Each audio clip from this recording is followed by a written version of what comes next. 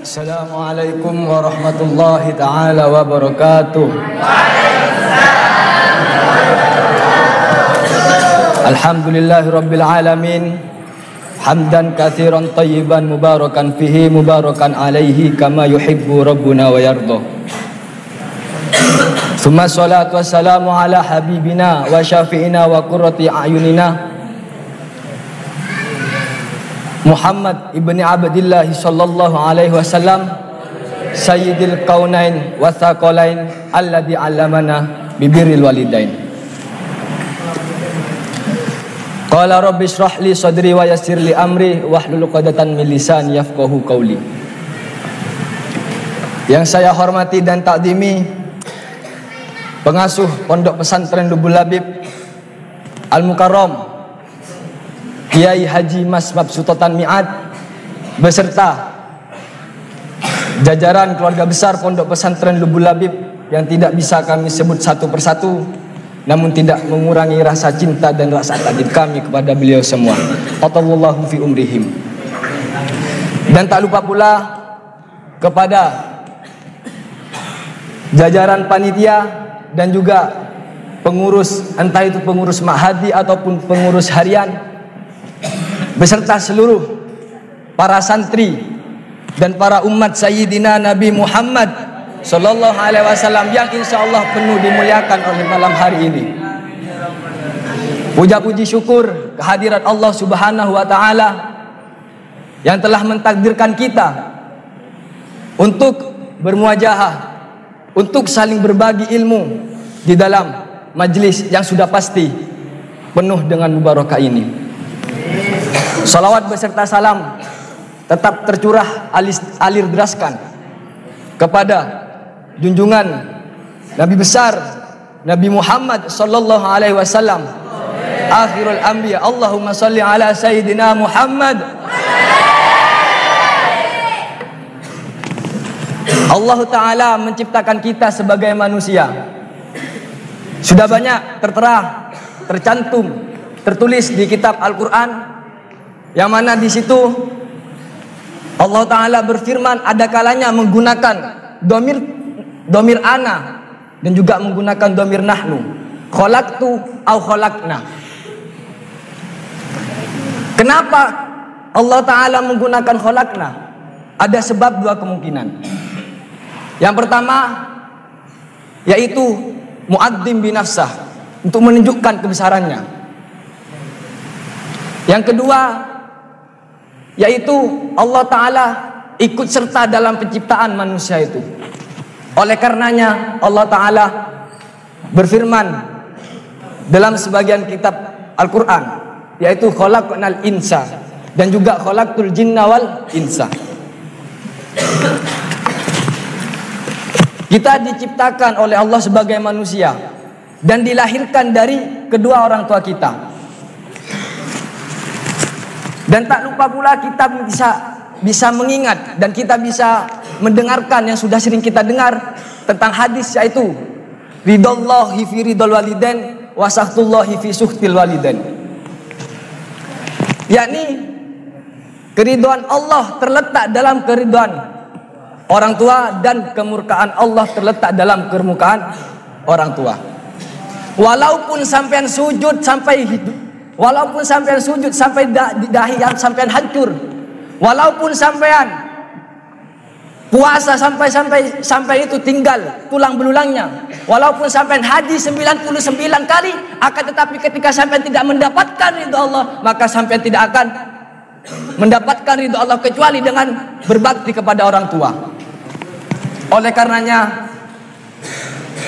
untuk para jamaah ataupun hadirin yang hadir pada malam hari ini, karena kalian semua ada kalanya yang mempunyai orang tua, beruntungnya kalian semua mempunyai orang tua yang hadir pada malam hari ini, maka jangan sia-siakan orang tua Anda. Jangan sampai itu berkata keras kepada orang tua Anda. Jangan sampai itu wala taqul lahum uffin. Sudah diterangkan tadi oleh muballi yang pertama. Jangan sampai itu akecet. Istilahnya itu kan akecet. Jangan sampai itu melontarkan nada keras. Jangan sampai itu sampai melotot kepada orang tua. Karena apa? Karena ridallahu fi ridal walidain wa suhtullahi fi suhtil walidain. Oleh karena itu, orang tua adalah sarana yang paling mudah bagi kita untuk menuju masuk ke dalam surganya Allah. Sebagaimana hadis al-jannah tahta aqdamil ummahat, yaitu surga terletak di dalam bawah telapak kaki ibu. Yaitu surga terletak di dalam di bawah telapak kaki ibu. Oleh karenanya ketika Imam Hasan Al-Basri ditinggal wafat oleh ibunya, menangis sejadi-jadinya, lalu ditanya, engkau ini imam, engkau ini ulama besar, tetapi ketika ditinggalkan oleh wafat ibumu, kenapa kau menangis sejadi-jadinya seperti ini? Seperti orang yang tidak berpendidikan. Apa kata Imam Hasan Al-Basri? Aku menangis bukan karena qadarullah. Maksudnya takdir Allah ya. Aku menangis bukan karena qadarullah. Aku menangis bukan karena wafatnya ibunda tercintaku. Aku menangis karena sudah tidak ada jalan lagi. Salah satu jalan untuk menuju masuk kepada surganya Allah, yaitu ibu. Oleh karenanya para hadirin, para umat Nabi Muhammad yang insya Allah dimuliakan dan yang pastinya ya dimuliakan, kita sebagai umat Nabi Muhammad wajib bagi kita untuk birrul walidain, yakni berbakti kepada orang tua. Nabi Muhammad adalah sosok makhluk yang sempurna, yang diciptakan oleh Allah dalam keadaan sempurna. Suatu ketika Imam Sayyidina Ali itu ditanya oleh Nabi Muhammad, "Ya Ali, ayat apakah yang paling berarti dalam Al-Quran?" Lantas dijawab oleh Imam Sayyidina Ali, "Bismillahirrahmanirrahim. Wala sawfa yu'tika rabbuka fatardo. Wala sawfa yu'tika rabbuka fatardo." Dan Allah tidak akan menghentikan keturutsertaannya kecuali Nabi Muhammad itu sampai puas. Dan apakah Anda tahu, semua umat Nabi Muhammad itu pasti sudah dijamin masuk surga. Nabi Muhammad, seluruh umat Nabi Muhammad itu sudah dijamin masuk surga. Sebelum umat-umat Nabi yang lain ini dimasukkan surga, umat Nabi Muhammad terlebih dahululah yang dimasukkan oleh Allah ke dalam surga. Ketika detik-detik wafatnya Nabi Muhammad, semua nabi itu mempunyai doa mustajab. Nabi Adam, semua 25 nabi itu, semua nabi mempunyai doa yang mustajab. Dan semua doa mustajabnya beliau itu sudah berdoa di dalam dunia. Akan tetapi Nabi Muhammad dia simpan untuk kelak nanti di akhirat. Untuk siapa? Untuk kita sebagai umat Nabi Muhammad. Oleh karenanya dilanjutkan, Allah Ta'ala memberi jaminan kepada Nabi Muhammad, "Innal jannata muharramatun alal umam qabla an tadkhuluha ummatuk." Allah Ta'ala memberi jaminan, sesungguhnya surgaku itu diharamkan kepada umat-umat sebelum umatmu terlebih dahulu masuk ke dalam surga. Jadi kita itu sudah dijamin untuk masuk surga. Jadi sebagai umat Nabi Muhammad jangan sampai itu mengeluh, ada yang ingin pindah ke umatnya ini, Nabi ini. Jangan. Karena apa? Karena umat Nabi Muhammad itu adalah umat marhumah wa maghfiratan ya. Seperti itu. Umat Nabi Muhammad adalah umat yang disayangi dan yang penuh dengan maghfirah. Apakah Anda tahu ada satu golongan dari umat Nabi Muhammad yang kelak akan dimasukkan surga untuk terakhir kalinya? Saya ingin bercerita. Kelak Nabi Muhammad itu akan memberi syafaat kepada kita. Semoga kita mendapatkan syafaat Nabi Muhammad. Allahumma sholli ala sayyidina wa maulana Muhammad. Allahumma sholli ala sayyidina wa maulana Muhammad. Allahumma salli ala sayyidina wa maulana Muhammad. Isfa' lana ya Rasulullah. Allahumma ya Rabbana akrimna wa syarifna bi ru'yati nabiyika Muhammad ibni Abdillah sallallahu alaihi wasallam. Ada satu golongan dari umat Nabi Muhammad yang masuk surganya itu terakhir kali. Jadi umat Nabi Muhammad, Nabi Muhammad ini ketika nanti kita berada di akhirat, Nabi Muhammad ini tidak akan pernah ridho, tidak akan pernah puas jikalau masih ada salah satu dari umatnya itu berada di neraka. Nabi Muhammad ini beliau memohon kepada Allah, duhai Tuhanku, apakah masih ada di neraka? Apakah masih ada umatku yang berada di neraka? Dijawab oleh Allah, ada wahai Muhammad. Nabi Muhammad ini langsung pergi ke neraka untuk mensyafaatkan umatnya. Setelah itu ecapur, sabar yang telaga apa? Yang kabi Allah, ecapur ke telaga Kausar lalu dimasukkan ke surga. Kembali lagi kepada Allah, wahai Allah, apakah masih ada salah satu dari umatku yang masuk ke neraka, yang masih berada di dalam neraka? Lantas dijawab oleh Allah, masih ada wahai Muhammad. Langsung entar bolehkah neraka? Lalu Nabi Muhammad di neraka ini memohon rahmat, memohon syafaat juga kepada Allah. Ya Allah, angkatlah wahai fulan bin fulan ini untuk masuk ke surga. Lalu apa kata Allah?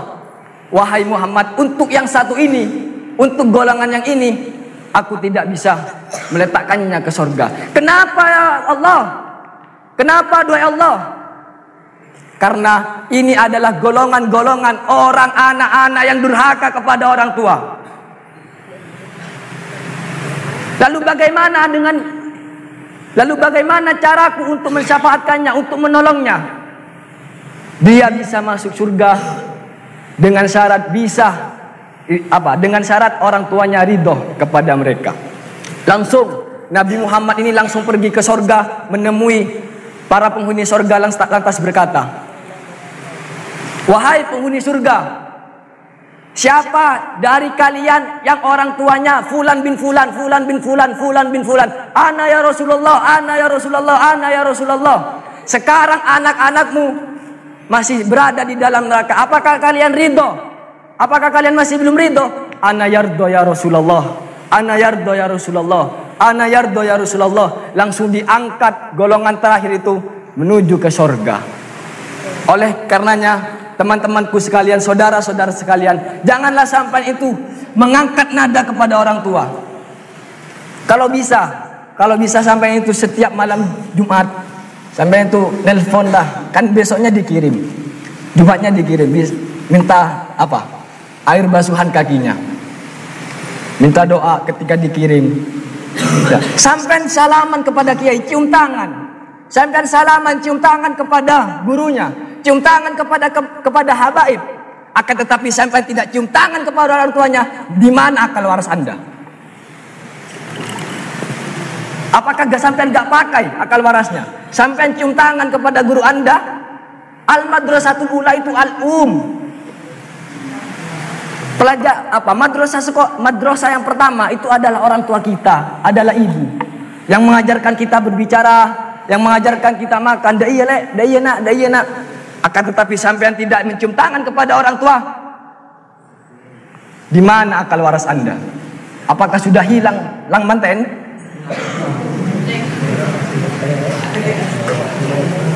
Janganlah seperti itu. Ya, ketika kita sampean dikirim, minta doa, cium tangannya, minta doa kepada orang tua. Kalau bisa minta didoakan, dicium dahinya. Tidak apa-apa, sampean itu jangan merasa malu seperti itu. Sampean muka orang yang sampean anggaplah pacar dah.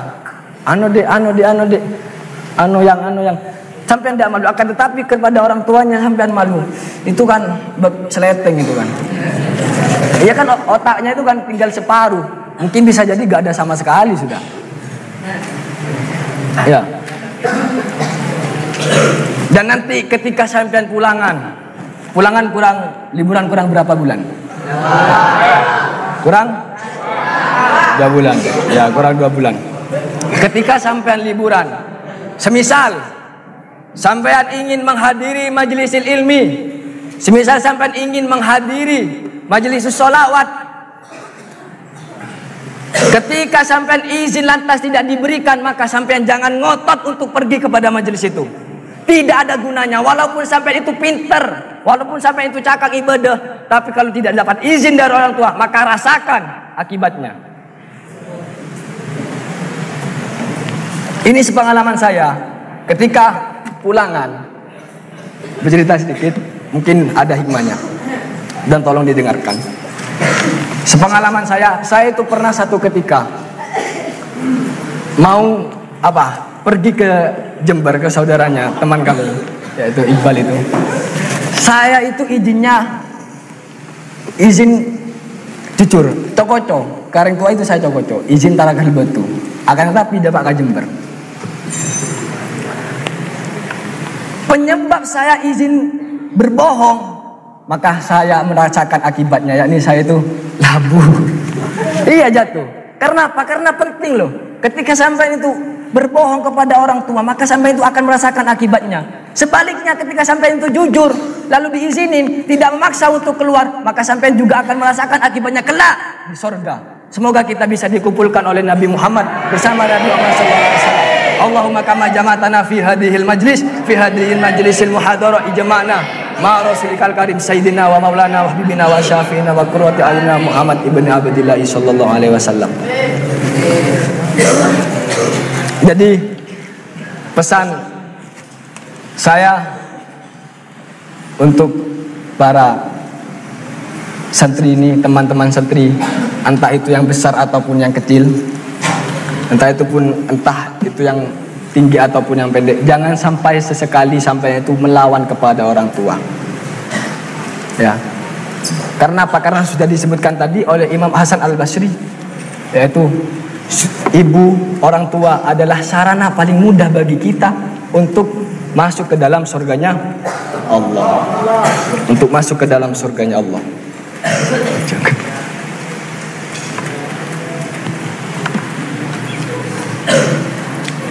Para hadirin, para saudara-saudaraku yang dirahmati Allah, yang dipenuhi dengan kasih cinta oleh Tuhan.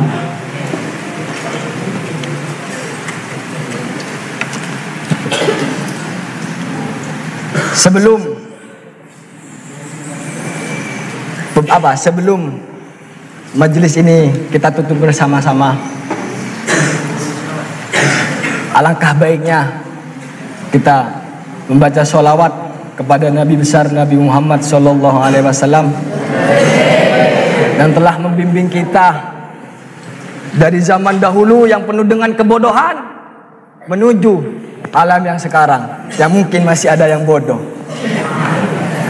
Ya, karena jangan sampai itu ketika sampai dinyatakan bodoh, jangan sampai itu merasa malu. Karena sebagaimana di Al-Quran al-insan itu kan doluma jahula, yaitu orang yang dolim dan juga orang yang gendeng. Kenapa sebagian masyayikh itu mengatakan sampean gendeng, mengatakan sampean bodoh?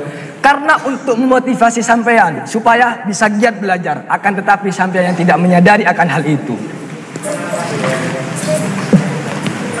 Lalu bagaimana cara berbakti kepada orang tua ketika orang tua kita sudah mati? Idza mata ibnu Adam in qata'a kullu amali illa thalatha. Ketika sudah mati ibnu Adam, ketika manusia itu sudah mati, maka sudah putus semua amalnya kecuali 3. yakni al-amal jariyah, al-ilmu yantafa'u bih, dan juga yang ketiga adalah wawaladun salih. Bagaimana cara berbakti kita kepada orang tua kita, sedangkan orang tua kita sudah wafat? Maka sampean itu dengan cara mengirimkan surah Al-Fatihah, membaca Al-Fatihah, membaca surah Yasin, membaca tahlil di makbaronya, ataupun tidaklah kita bertawassul kepada orang-orang tua kita. Karena apa? Karena penting. Semua manusia itu laku bakal mati, kullu nafsin dha'iqatul maut. Semua amalnya tanya dia apa aja, bro? Illa talata, yaitu yang pertama, yaitu tadi al-amal jariyah. Contoh sampean beramal kotak parkir misal, Ya, ketika sampai orang tuanya ngirim, kan mau lewat beda kota parkir kan ya. Oke, iya, iya lah. Itu sampai kota parkir, naruh walaupun 500 itu sudah dihitung amal al-jariyah. Apalagi pas dibangun untuk pondok. Pondok ini tempatnya ilmu, tempatnya menimba ilmu, bukan tempatnya untuk nakal-nakalan, bukan. Sampai itu ingatlah, sampai itu jangan lupakan niatnya. Ketika sampai itu lupakan niatnya, istighfar bi ghairil maksud, iradun anil maksud. Ketika sampai sibuk dengan kelakuan yang bukan tujuan dari sampean, maka sampean tidak akan mendapatkan apa yang ditujukan sampean. Contoh, semisal sampean itu niat dari pondok, dari orang tua, dari rumah, engkau niat menduga nyari ilmu. Tapi ketika sampean berada di pondok, sampean itu ngakan, tedung, sekolah tak sekolah, belajar tak belajar, maka sampai tidak akan mendapatkan ilmu. Istighfar bi ghairil maksud, iradun anil maksud. Lalu yang kedua, yaitu al ilmu yuntafa'u bih, yaitu ilmu yang bermanfaat. Semoga kita semua apa yang telah kita dapat, ilmunya menjadi barokah dan bermanfaat. Amin. Allahumma sholli ala sayyidina Muhammad. Lalu yang ketiga, yaitu waladun soleh. Sampai diletakkan di pondok ini untuk apa? Untuk supaya bisa menimba ilmu sebanyak-banyaknya. Karena apa? Karena yang diharapkan oleh ibumu, oleh orang tuamu adalah mendidik sampai menjadi anak yang soleh, membini soleha, melaki soleh, solih dan solihah. Ketika sampai itu sudah mendapatkan ilmu yang bermanfaat, pastinya akan menjadi wawaladun soleh, anak yang soleh, membini soleha, membini soleha. Ya. Maka ketika orang tuanya tidak ada, bagaimana cara kita berbakti kepada orang tua? Dengan bertawasul dan membacakan surah, mungkin orang tua kita tenang di alam sana. Gitu ya. Jadi jangan lupa kepada teman-temanku sekalian dan saudara-saudaraku sekalian dan umat Nabi Muhammad yang insya Allah dan sudah pasti sangat dicintai oleh Rasulullah. Jangan lupa untuk berbakti kepada orang tua, ya. Karena apa? Karena Al-Imam Hasan Asy-Syadzili zaman sekarang itu banyak yang pergi ke sono, ke sini, ke utara, ke selatan, ke barat, ke timur, ke samping kanan, ke samping kiri, semua aulia itu didatangkan. Akan tetapi orang yang paling keramat itu dibiarkan siapa? Yang berada di rumah kita, yakni orang tua. Janganlah sampai itu mendatangkan seluruh jangan mendatangkan seluruh wali-wali ke makomnya, jangan menziarahi makom wali kalau sampai itu masih belum berbakti kepada orang tua. Sampai abaikan orang tua, sampai tidak pedulikan orang tua, maka sampai akan mendapatkan neraka nantinya, mendapatkan siksa nantinya. Sudah, yakfi. Mungkin hanya itu yang bisa kami sampaikan. Jika ada kesalahan, entah itu tutur kata ataupun sikap ataupun apa, kami mohon maaf sebesar-besarnya.